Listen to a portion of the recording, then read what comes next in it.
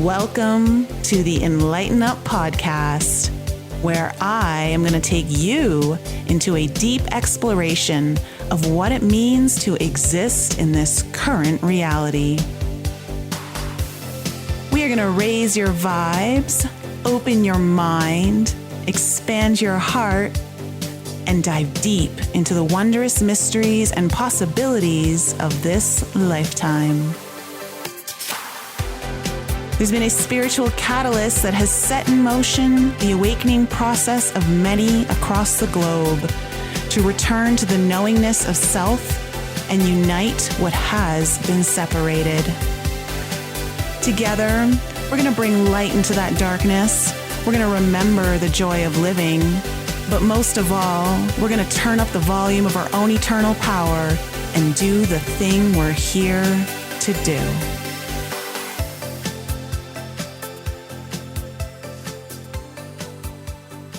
Hey everyone, welcome back to the Enlighten Up podcast. I'm really happy today to introduce you to a brand new guest who is a friend of someone I've had on the show before. Her name is Ruby Fremon, and she is a gifted seer, transformative guide, Kambô Practitioner, speaker, and author of Potent Leadership. She is also the host of the podcast, Potent Truth, and she's helped thousands of leaders gain the courage to quit performing, crystallize their messaging, and lead their lives with integrity and intimacy. Ruby, welcome to the show. It's so good to have you here today. Nicole, thank you so much for having me. I've been following you for maybe a year and a half. I found you through Jamal, who I know, I don't know if he was a client of yours, but I think you've been on his podcast. I don't know if he's been on yours. I can't remember exactly how it was, but I started following your work and really appreciate what you've been putting out there. And you've gone through quite a shift, just even in that last year and a half. I know you've been through you've been through some highs, but some really incredible lows as well. And one of the things that, I've noticed that you've been kind of talking about lately is trauma projection and people kind of leading from their wounds instead of the work they've done.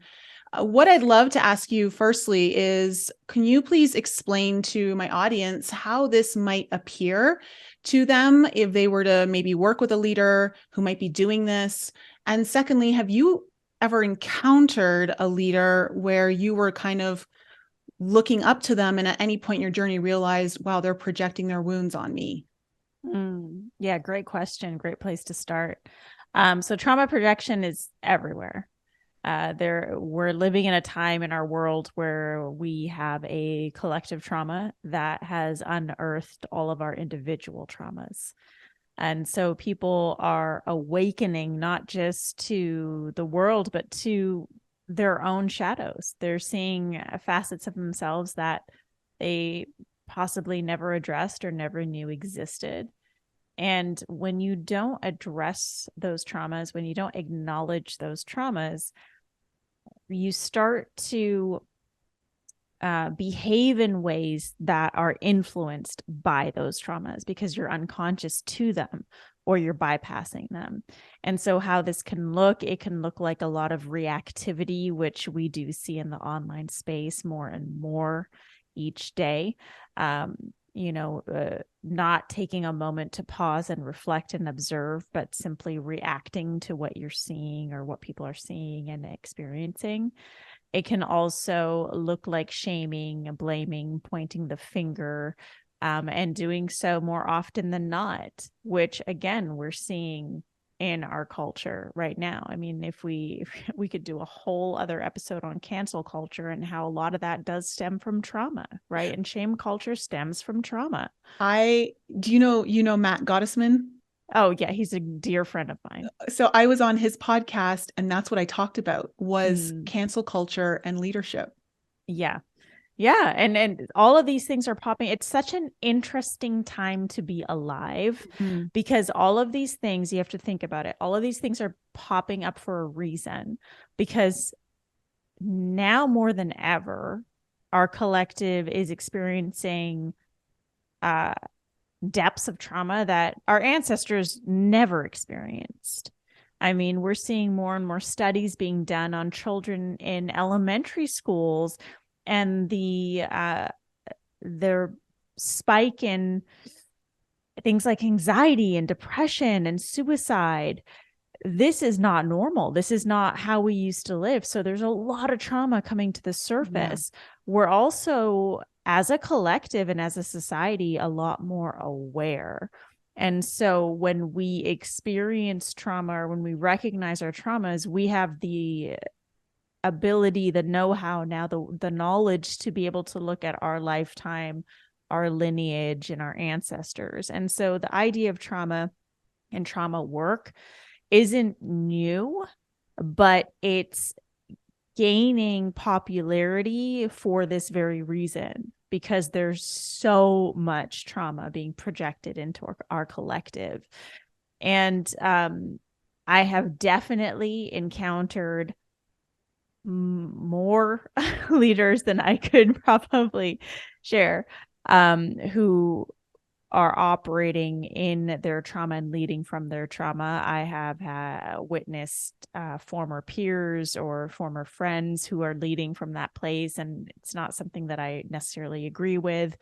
I have also worked with a coach, a really high-end, high-caliber coach who was definitely leading from his trauma. I actually write about that in my book.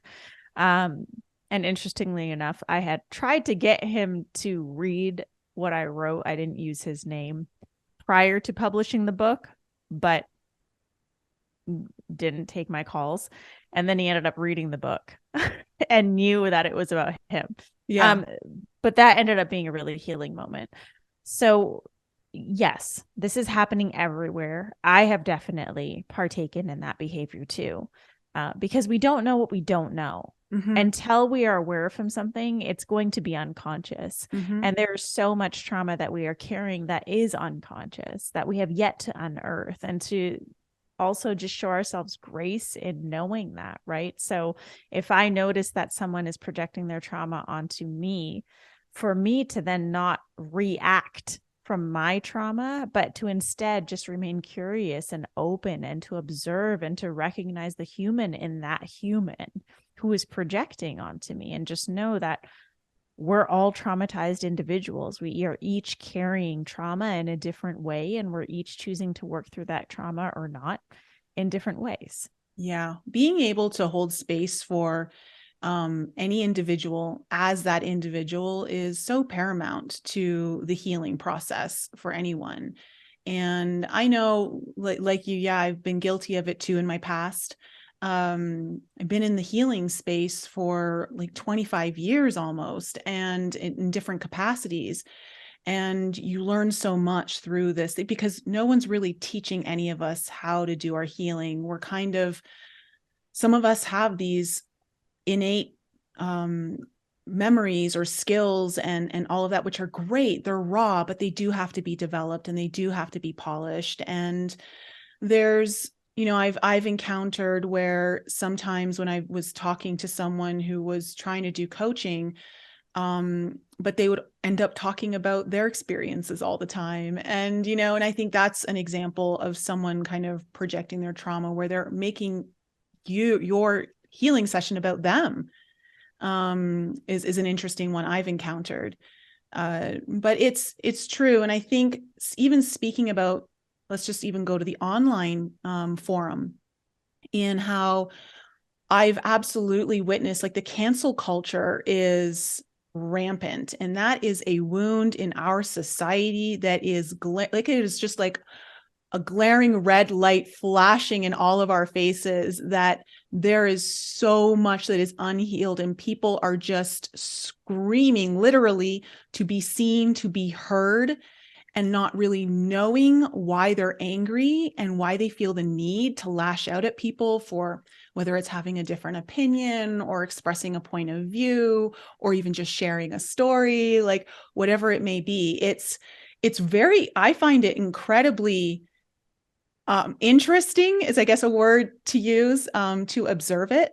But I also, what I found is, when I observed, I'm like, wow, I've done this before too, like, and how do I how do I have compassion for people who are in such pain that they don't clearly have an outlet or a means of knowing how to express that properly, or even get to the root of what's triggering them into this state where you're literally yelling at strangers, not even people who are meaningful to you.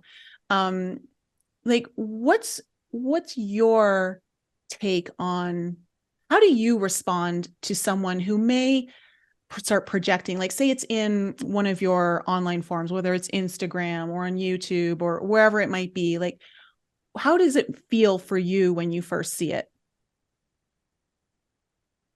It really, this is so nuanced because it really depends on the context of what it is. If it's a perfect stranger, for example, I have this reel that went viral and I didn't think it was going to go viral. I liked it. I thought it was funny. It was the one with I don't know if you saw it, the one with the monkey. And I posted it during New Year's and I said, this is No, me I didn't in see it. Oh my God. I said, this is me in 2023, minding my own business, doing my own thing, something like that. And that thing has like thousands and thousands and thousands of comments. And a lot of people talking about this monkey being in captivity. I mean, there's no context for this picture. This monkey could be in a rescue sanctuary. We don't know, right? People are lashing out, calling me names. And something like that is so, to me, far-fetched from reality. We have no context. I can look at that and I can just ignore it. And I'm like totally cool with it. If it's someone that I know who is reacting, I will invite them into a conversation. If it's someone that I don't know on a different type of post where it's like, interesting, different perspective, I will invite them into a conversation in the comments, just because I prefer remaining curious at all times.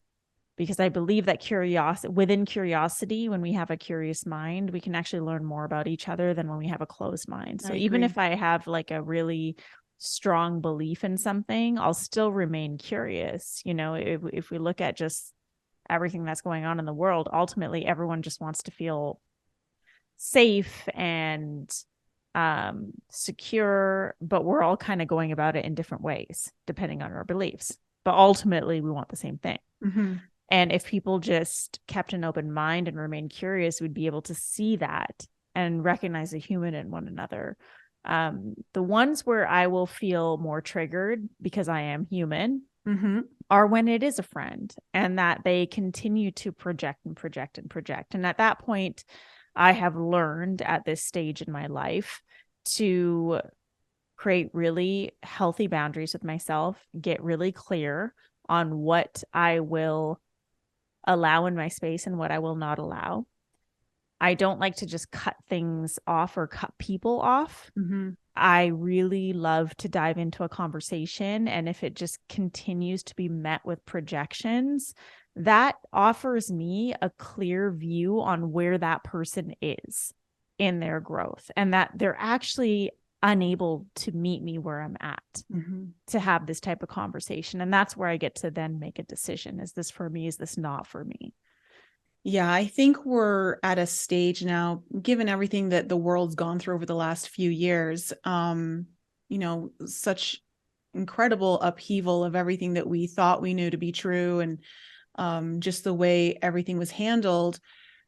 There was a lot of people wanting to be heard and speaking out, and rightfully so, But I think where we're coming to now, after kind of moving through that, and this is just from like observing what I've been noticing online and even in real life, is that there's a need for more listening.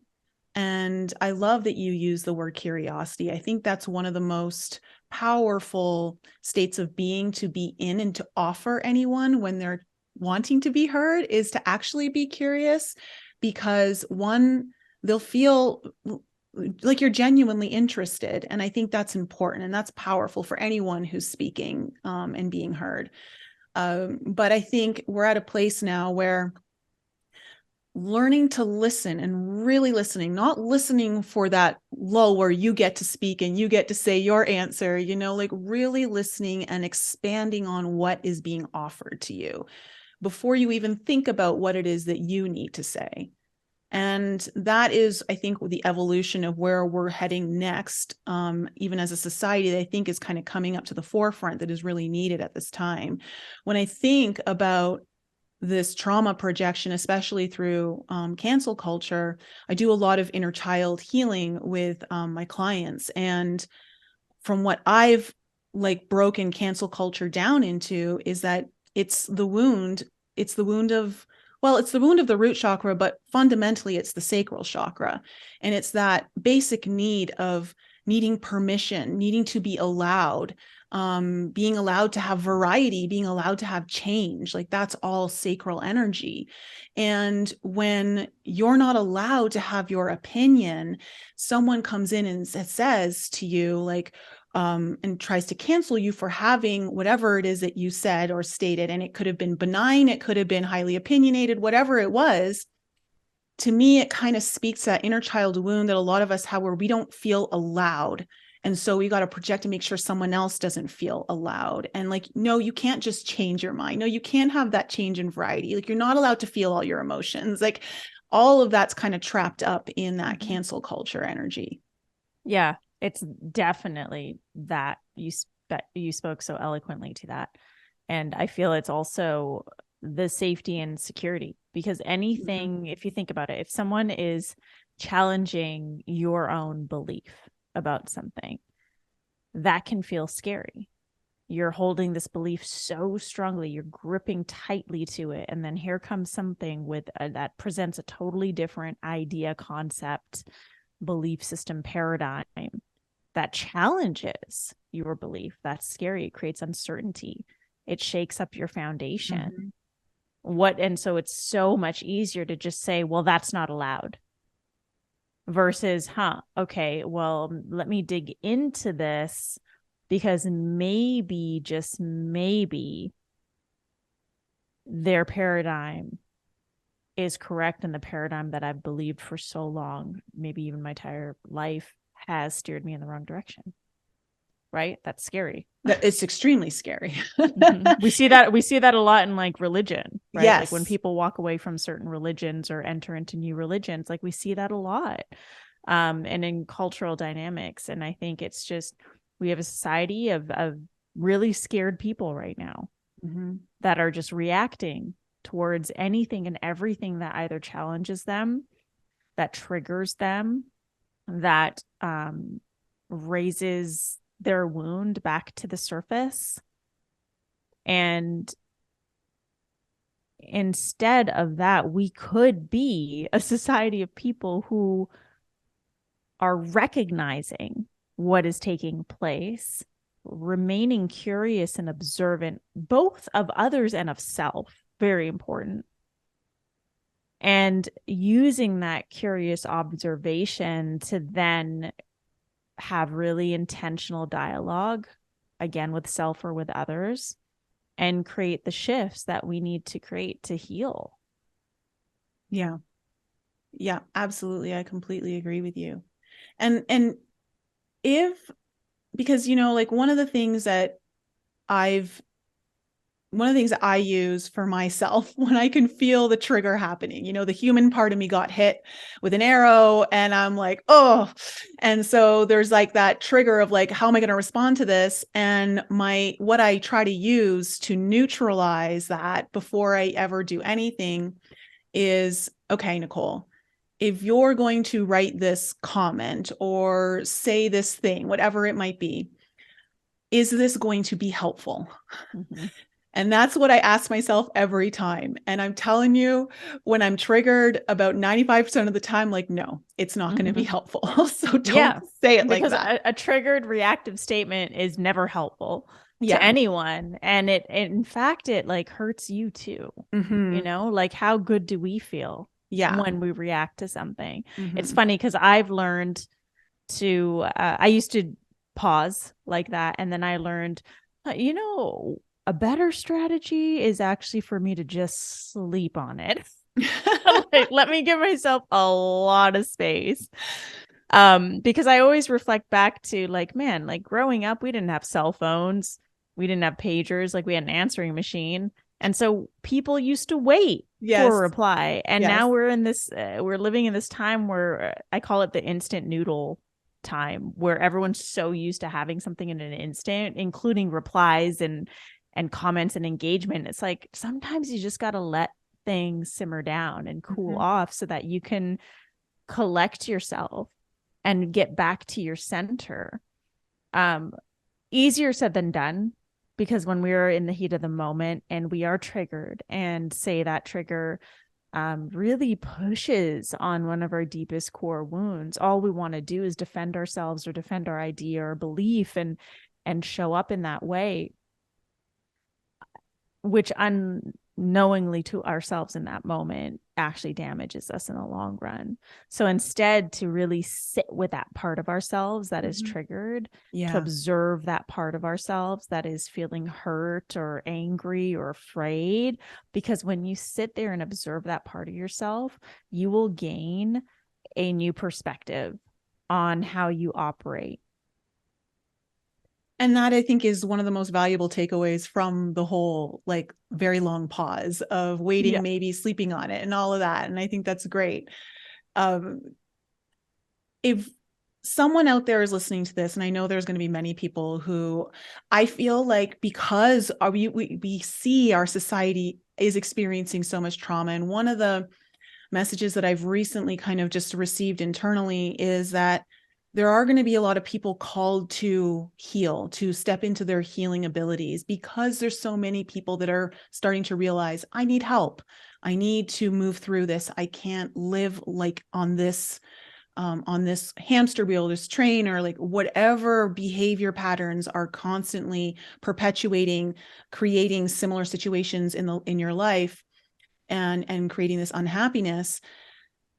To anyone out there who's really wanting to work with, as a healer or as a leader, in a way that's going to make change in a positive way, what would be your one major piece of advice to them on how to avoid trauma projection?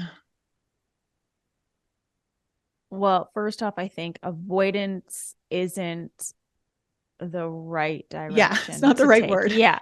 I think that here's what I feel about that. Just work on your trauma, right? Like, you can show up as a leader while simultaneously working on yourself. In fact, that's how it's supposed to be. We don't do the inner work. We don't engage in the deep work to get to this stage in our lives where we are then healed, and then we go do the work that we do. Right. We get to a place of heightened self-awareness and responsibility, and we can start doing our work while also doing our inner work. And so as you lead, continue to devote yourself to your own inner work, your own healing work, your own deep work. Have your own support system in place, whatever that looks like. I mean, right now I have all sorts of different therapists. I have talk therapists, I have somatic therapists, I have body workers. This is my team, my support team, to support me in moving through a lot of things so that I can continue to show up with responsibility to the people that I serve. And so you have to, as a leader, you have that responsibility to your community, to your clients, to the people that you're really here to support and serve, to serve yourself. And this alone, just that devotionary path to your own inner work, will slow down the reactivity and have you approaching things differently. I feel like it's when people approach leadership from a place of, I am healed, I have all the answers, I'm the expert in this thing, I don't need another coach, or I don't need to work with someone, I don't need to address this thing, or I've already addressed this thing, like 100 times. It's okay, I'm good. But the moment you notice yourself reacting, that is a sign that something needs your attention. Yeah. It's almost like any form of resistance is such a good, I guess, indication that there's something to be worked on there that wants your attention. Something wants your attention whenever there's resistance. And the healing journey is never complete. And you've been through a very deep kind of death process over the last while. You've gone through some very deep pain, and you've been talking a lot about it. I know you needed to take a break from your work and social media to some extent to move through what you were experiencing. And I know that what I've been witnessing is that many of us are kind of going through a death experience or death from within of ourselves in some capacity, whether it's maybe a death in job or a certain type of relationship, or maybe it's just how you are in a relationship. But there's things that are really transforming. And I've noticed a shift within you from watching you over the last year and a half, and you've softened more. Has that been palpable to you? Yeah. And a lot of people have shared that with me for sure. Yeah. Where do you think that has kind of birthed from within you, considering what you've been through over the last year and a half? And wondering if you'd even like to share with my audience kind of what were some of the key processes for you that got you to here, that really kind of shifted where you were even just a year and a half ago? Yeah. I mean, my death season actually started in December 2018. That's when I really started dying. No one tells you it can take years. People just talk about death and rebirth in a way that makes you think it's really quick. Mm-hmm. It wasn't. December 2018 is when I devoted myself to the path of plant medicine. And prior to that, I was doing a lot. I was running 3-day 100-person events in LA. I was hosting multiple retreats a year. I was hosting multiple coaching containers, multiple one-on-one clients, posting videos every day, having a podcast. Like, there was a lot happening.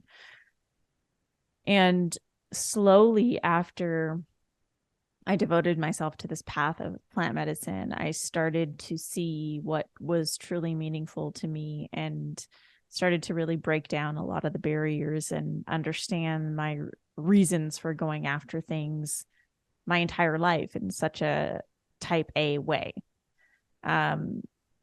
Not that, I love that part of me because it's helped me accomplish a lot and be who I am today. And it was really burning me out, truly, and impacting my health and my well-being. And it was also leading me a little astray from my true dharma. So I started letting go of things, whether it was coaching programs, whether it was clients, whether it was, things that I was doing. I just started to let those things go slowly, piece by piece, scaling my business inwards, as well as scaling myself inwards. Less is more. And that's really, truly how I began to live. Last year, I thought that at the beginning of the year, I was coming out of that death process. Like, I really had reached a point where it was like, God, I've got nothing else to give up. Like, there's really nothing else. I felt like a blank slate. I went back to Peru, sat in another diet, and came back feeling like I was reborn. Like, I really genuinely thought that was it.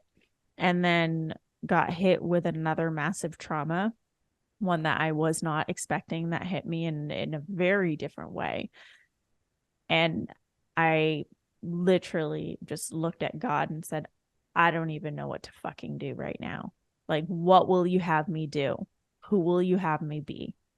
Just tell me, like, help me through this, because I don't know. That event completely deteriorated any residual walls, facades, armor that I had left, even though I thought there was nothing left. It just all came down. I've never felt so raw, naked, vulnerable in my life. And that was okay with me. I wasn't resisting it. Like, I felt so beat down that I just laid on the cement. And I was like, okay, I can't get up. I'm so beat. All I can do is just be with this process. That happened at the beginning of a huge enrollment phase in my business. I typically have like 2 enrollment parts of my calendar year, beginning of the year, end of the year, mid-year. And that was my mid-year enrollment. And so I was finishing a few containers and clients were completing and I was about to enroll. And I started the process, but I realized very early on in the marketing process that I can't do this. I can't hold space for myself in the marketing process. And I feel it's completely irresponsible for me to hold space for people right now when I need to hold space for me. So I refunded everyone and I decided to take a hiatus, which also meant taking a hiatus from my podcast. And I just hired a brand new team. It was a lot of really hard decisions that in the moment didn't feel very hard because I had nothing to give. It just felt like the right, responsible thing to do for me to remain in alignment and in integrity. During that time, yes, I was preoccupied doing other things to address what was going on in my life, but I was also noticing the trauma and the impact of it and how it was impacting me in a different way in this stage of my life. With all that I know and all the tools that I've acquired and all the healing that I've done, the trauma is hitting different. And it's hitting me on a deeper level than I could have ever imagined. And so I started addressing that and really focused on healing without an end goal in sight. Truly, it was just to support myself through this. I wasn't tied to an expectation of when I wanted to start my business again. I just wanted to restart when I was in a place where I could hold the business and hold my clients and hold my podcast. So during this time, I was just allowing myself to be held in all ways. That created a lot of the softening that people are noticing is just that beat down feeling of me being so beat down, of having all whatever residual walls and facades and armor that I had. That's all gone. It also brought me in touch with what's really meaningful. Prior to that, I was really speaking quite loudly about what was going on in the world. And I've taken a step back from that for a couple of reasons. One, just my mental health. It's hard to look at that shit all day. And I know what's going on and I know how it's going to happen. I mean, I posted literally a play-by-play very early on in 2020, and we've been following that play-by-play to a T. I also realized that I'm not here, and I've said this so much, is I'm not here to convince anyone. Like, I'm not here to open people's eyes. Like, I just want to share information. And if it resonates, it resonates. And I was like, okay, well, if I'm not here to convince anyone, like, I don't need to be pushing this so hard.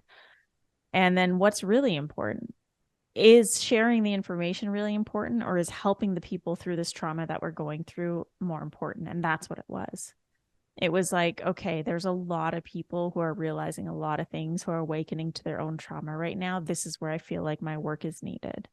And this is where I feel better suited to do this work. And it also feels more energizing for me to do that work. I don't need to be on the scene.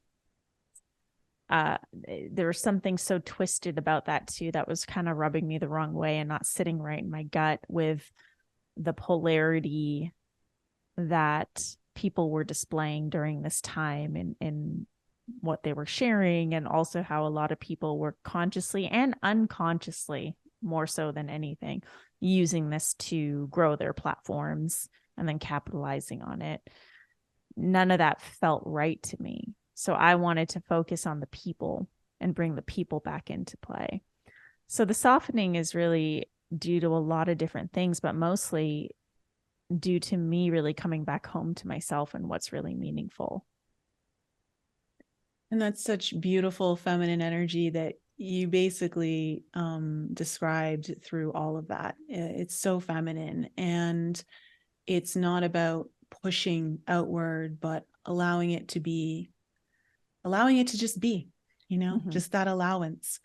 And I really relate to that. I myself found myself very much caught up in a lot of that. And it was the summer of 2020 when I started to really question, how polarizing everything was getting. And even myself, I could feel it. Even though I would try to hold a stance of neutrality within me, I could feel the polarization. I could just have one thought and it would take me into a polarized like feeling that I was like, gosh, this isn't you. Like, this isn't how you usually are. So how did we get here? What's going on?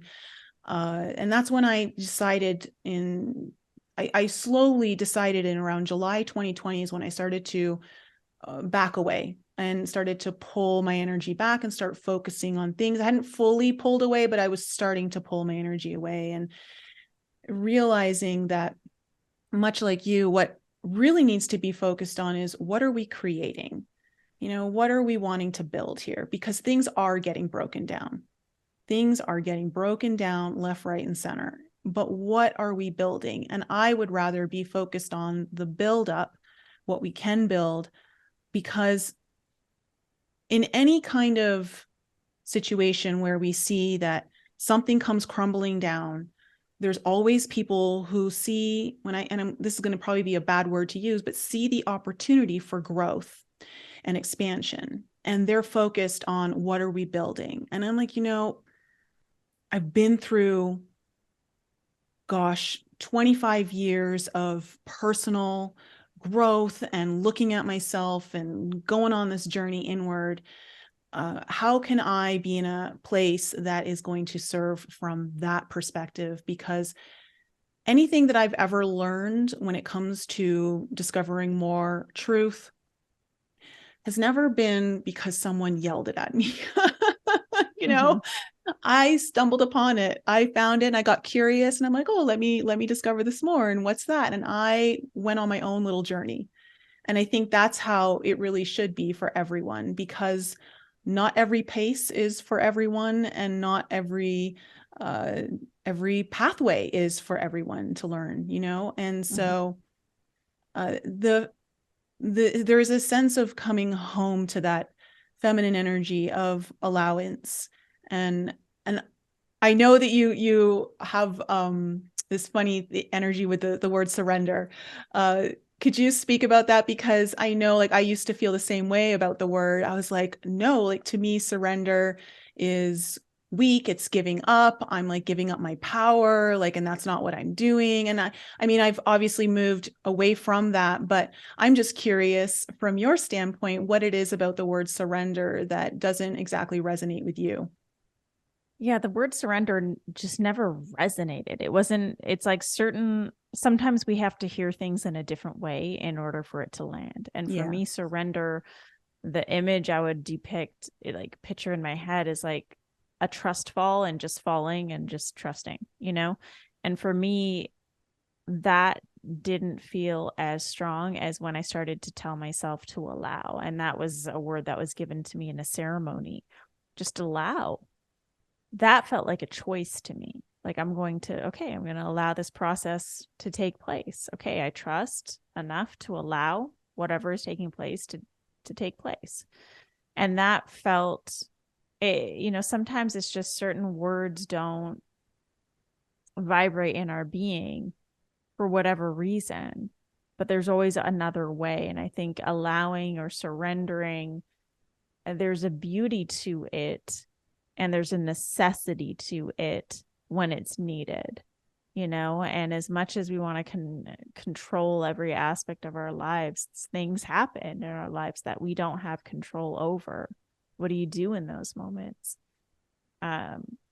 So to allow, that's like a conscious choice that I get to make, to allow things to unfold, to allow myself to be guided, to allow whatever it is that's taking place to take place with that awareness. Yeah. It's, for me, the struggle was, I grew up like as a type A personality, always needing to be in control of things. And I didn't understand how to let go and how to surrender, because I was always taught when you're in control, everything gets done. And if I'm not controlling it, then it's not getting done. And I struggled with understanding that so much more could get done if I just surrendered. And it wasn't until I had a moment, not as difficult as what you've been through, but it was a very frustrating moment where I felt like I just kept pushing against something for years, trying to make it work. And finally, I just hit that. And I literally, is just one of those moments where I fell to the floor on my knees, crying in the kitchen. And I said, I surrender. I do not know what is next. So you need to tell me what's next, whatever it is, because I just don't know where to go from here. And I think that's, as difficult as those moments are, they provide us such a huge growing moment in our journey of tapping into that infinite power of surrender or allowance, just letting go and releasing the control and allowing for the things that really do want to move into that space, move in. And but sometimes, because we're a human race that has been built on a lot of trauma, we choose to have these traumatic moments to be our teaching moments before we actually get it. So it's all interesting. You've experienced, obviously you have a ton of experience with plant medicine, and I know that you have very strong opinions of the plant medicine space.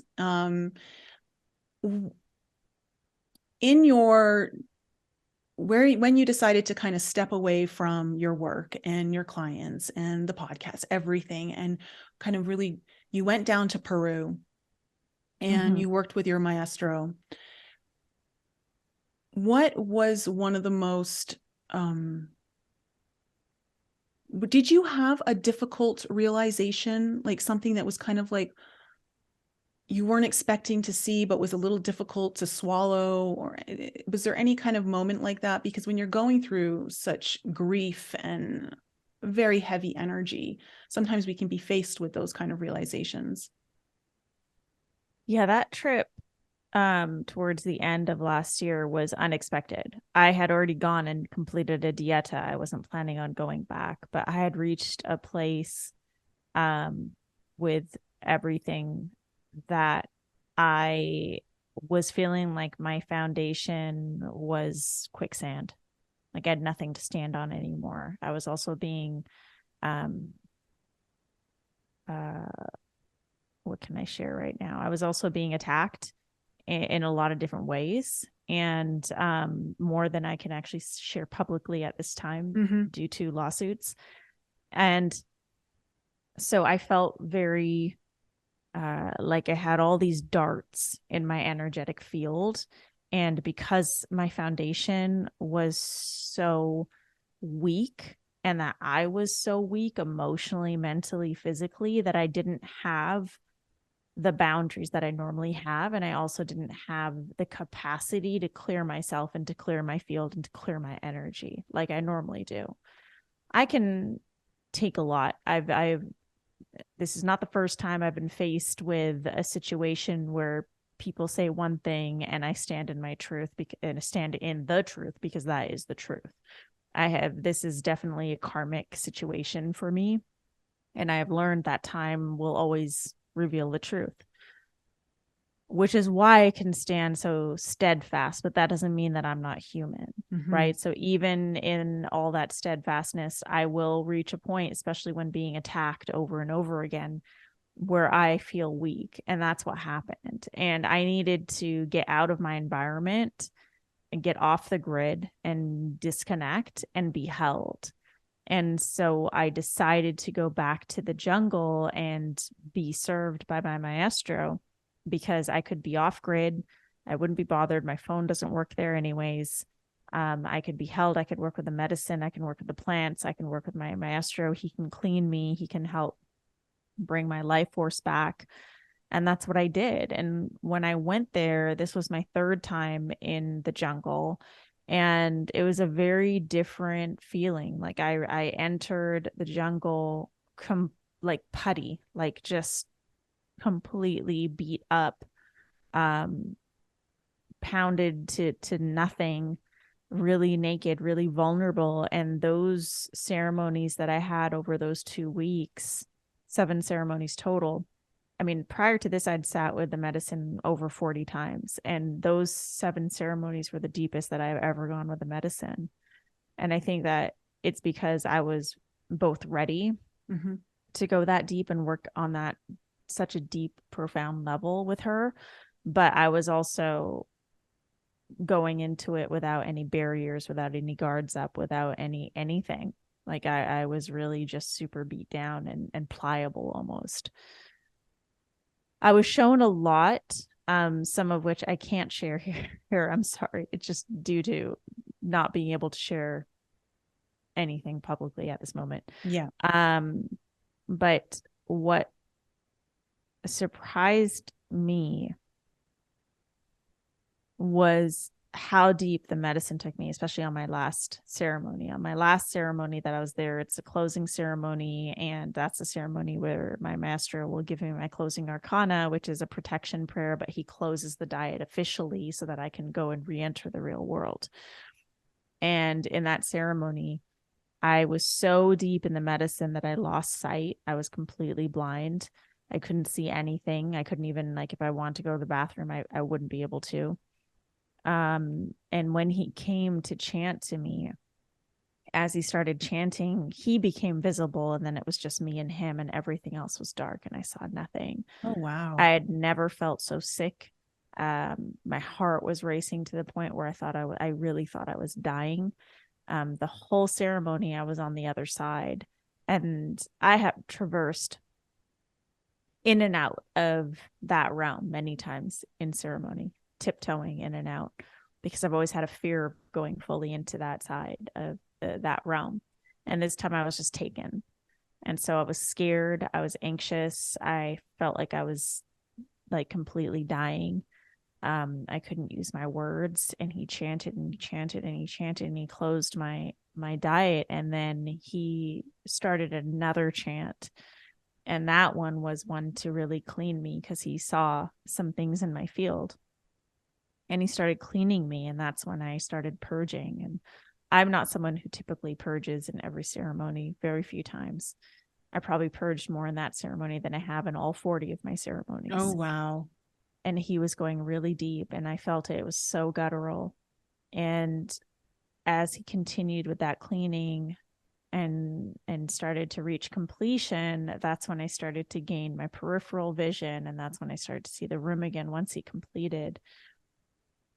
And I just remember feeling so weak and so tired after that, and I was shocked at just like how much there was for him to clean. I felt lighter. And I remember waking up the next day feeling so much better, so much more in my power again. I felt my life force energy again, but it was all different. It wasn't the life force energy that comes with the self-protective gear that has to hold myself up, that can be seen to others as strength.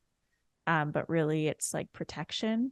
It was more so just a real true standing in the embodiment of my truth.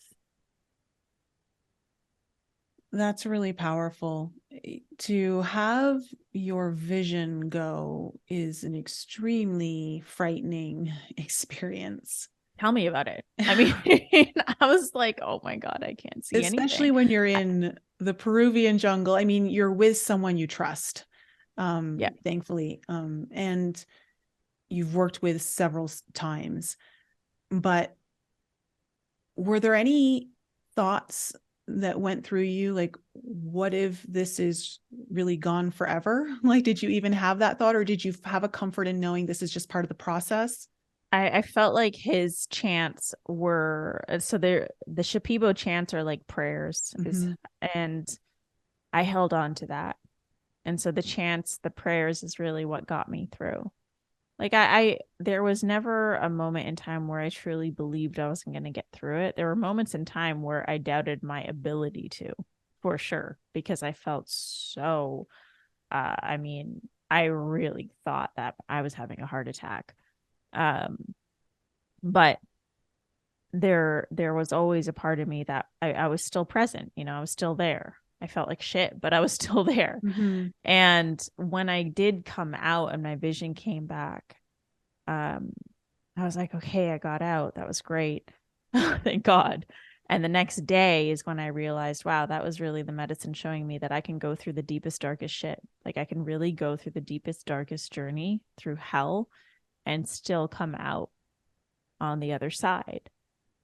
Because within me, I mean, that's the duality of our world, right? There's light and dark, but then within me, there's also this light and dark. Mm-hmm. So I have the ability to travel into the darkest places, but I also have this light to help guide me home. There's such a rich resource of inner power in our own darkness that awaits us to tap into. And when we're willing to go into those darker places, when you do tap into it, you can't ever really know what you're capable of, in that sense of what capacity of power you're holding, until you're willing to go that deep into the darkness. But it's something that you can actually utilize and pull upon when you're in your light, when you're working from that space. There's something so deeply profound and beautiful about the darkness that gets really misunderstood and not given its full credit. I think I think this is one of the reasons why I was struggling with the polarity of everything, like that's dark, like it's evil versus good, dark versus light kind of thing. And it's like, no, like there's so much good potency in both, and even within the light, you have things that aren't great either. Sometimes even you're in the light too long, you can get comfortable. You don't have that contrast to really understand where you're at and what could be ahead of you. And so for you, did you really meet that really deep, rich resource of inner power within you? And have you been able to utilize it in a way that you haven't before? Very much so. One of the messages that was coming up in this dieta, which was really funny actually, because normally the medicine speaks in very abstract ways that you kind of have to then integrate and translate into real English. Like sometimes I'll get visuals, or sometimes she'll just say things and I'm like, I don't really know what that means. And then later on it makes sense. But this dieta, every day I was being told, stay in your own lane. And the first few times I heard it, I was like, that's really interesting. And I would laugh and I was like, I'm pretty sure that's just my own voice coming up telling me this. But no, sure enough, it was the medicine. Stay in your own lane, stay in your own lane. And she meant that in all ways, in all different ways, in all capacities, for me to stay in my own lane, to stay in my own power, to focus on what it is that I'm here to do, to focus on what it is that I'm here to create, build, who I'm here to be. So that has definitely shifted in terms of how I stand in my truth. Is I do so not even like unapologetically. I just do so. That's it. Just I stand in my truth, period. We don't have to add anything to it. No extras. No extra. Like I stand in my truth despite this. No, it's just I stand in my truth, period. That's it. Yeah. No justification. Right. That's a pretty powerful place to be. Yeah. Because so much of our trauma is to prove that we're worthy, to prove that we're valuable enough. Like, we always feel the need to explain. And that every time we feel the need to explain, we're giving our power away.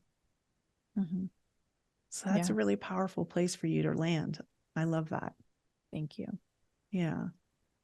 So what's it been like for you then, now that you've kind of come out of that? And I'm sure there's still things you're working through. It's like, This journey is never complete, which is Mm-hmm. beautiful all in itself. I would never want it to be complete in that sense, because, well, this will even kind of go into, let's just go here for a second. Intimacy is so powerful. And the only way we can become more intimate with ourselves, our connection to God, the creator, our connection with people around us, our connection with this world, anything, our work, whatever it might be, is we have to be willing to get very intimate and go as deep as possible. So for you, with this idea of intimacy, how has this process really deepened your ability to be more intimate in areas that maybe even you weren't expecting to go even deeper than that? The plant medicine journey, starting in 2018, really helped me embrace times of solitude in a different way. In that, like, prior to that, I think I was really afraid of solitude, even though I really needed solitude and liked solitude. There was like a weird energy around it. And now I feel really, really grounded in solitude. Like, I really feel like this entire year is devoted to more solitude. Just being the beingness, the being with myself, the being with the integration of it all. That to me is really intimate. That's how I cultivate more intimacy with myself, with the journey that I'm on, and with the healing process, right?